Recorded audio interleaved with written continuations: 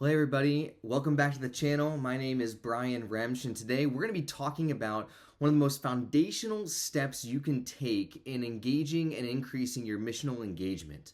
It's listening to your community. This is going to be part one of a multi-part set. We're going to talk about how we can get engaged missionally into our communities. Now, I'm a local church pastor of over 13 years, and I've helped numerous congregations increase their missional engagement. And one of the things that I've learned is that real, impactful engagement always starts with listening.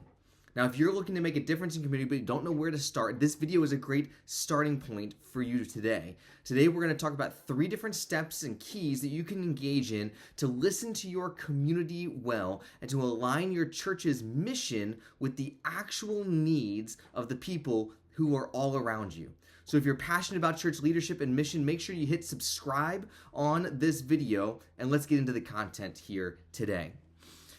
How well do you really know your community? Now, I'm not just talking about knowing who lives there, but truly actually understanding the people, the places where they gather, the changes that they are experiencing day in and day out.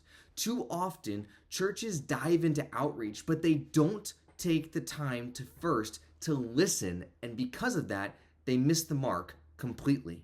So in this video, we're going to talk about how there's 3 really practical steps you can take that will help you to listen well to your community so you can start to build the relationships and the insights that lead to meaningful missional engagement in the community. Now, step 1 is to listen to the people, the places, and the needs that are in your community. This probably seems really self-explanatory, but it's about being present. It's about paying attention. When you walk around the neighborhood, what are the things that you see with your eyes? Who are the people that you encounter? What do you notice about them? Where do those people tend to spend their time? What are the obvious needs that just kind of jump off the canvas to you when you walk around? It could be anything from families that are struggling with food insecurity to seniors that need companionship and people to be around them. Start by talking to the people that you naturally might come in contact with. Some business owners in the area, neighbors, parents at the park. The list could go on, but ask them about what they love about the community and about what challenges they are currently facing. You'll be extremely surprised, I think, at how much insight people will offer if you simply take the time to ask a couple good questions and truly listen to what they have to say. By paying attention to both people and the places that are around you, you'll start to see patterns that start to develop and opportunities for your church to serve in ways that really do matter in the community. Now, step 2 is kind of similar to that, but it's to listen to the places where the community tends to gather. Every neighborhood, it seems like, has places where people naturally come together. It could be a local cafe, a park, a community center. It could even be an online forum like a Facebook group. Maybe it's a diner or a barber shop that's there. But there's some place where you can go that you can really get the feel for the pulse of the community based on the conversations and things that are going on there. This might seem elementary, but spend time in those places. Observe the conversations that are going on. Listen to what is being said around you. Are the people talking about issues that are going on in the schools? Are they worried about the safety? Are they concerned about the cost of living as it's going up? Are they worried that businesses are moving out of the place or that development's happening too fast? These are all clues that can help to shape your church's approach to missional engagement in the community. It's not just about observing those places, though, but it's about being involved, too. Engage in the conversation. Become a regular at those places. Let them know that you're a person who is invested in the community and engage firsthand. You'll gain valuable insights into the things that are going on and the needs that are there, but you also will start to build relationships that will make future outreach more authentic and easily accessible. Finally, you've got step 3, which is to listen to the environmental markers in your community. These might be physical things or economic things or social changes that are occurring around you that signal that there are shifts that are occurring in the community's makeup or needs that may not be otherwise easily understood or even talked about in the community.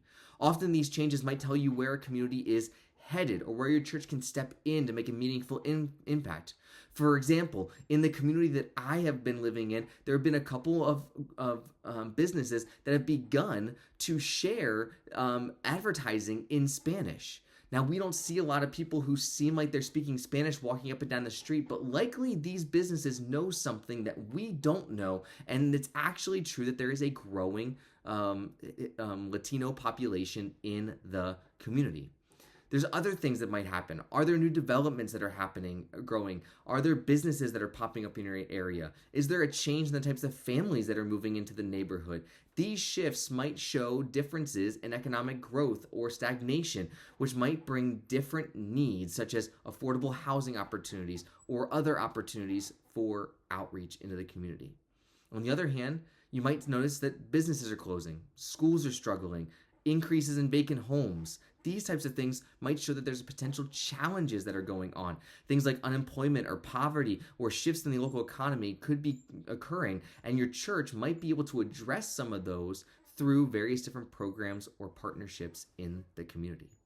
By paying attention to what's happening around you and using those environmental markers, you can develop an outreach and missional strategy to be able to engage with folks that is actually rooted into the actual problems going on in your local context, not just some vague idea of what you think the landscape looks like.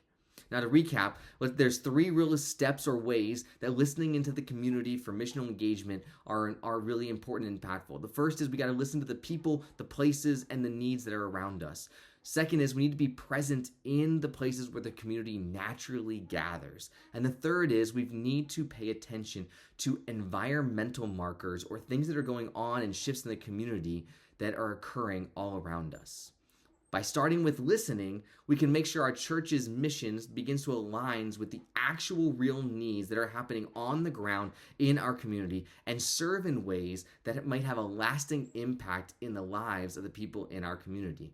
Now, if this video was helpful, stay tuned for next week. We're going to start about the second part of our listening to order to engage in missional engagement. But also make sure you hit like and subscribe so you can get more insights on church leadership and mission as we move forward. And I would love to hear from you as well. How is your church continuing to listen into the community? Drop a comment below this video and let's continue the conversation in the comments and spur one another on in good works and engaging with the communities that we are called to serve.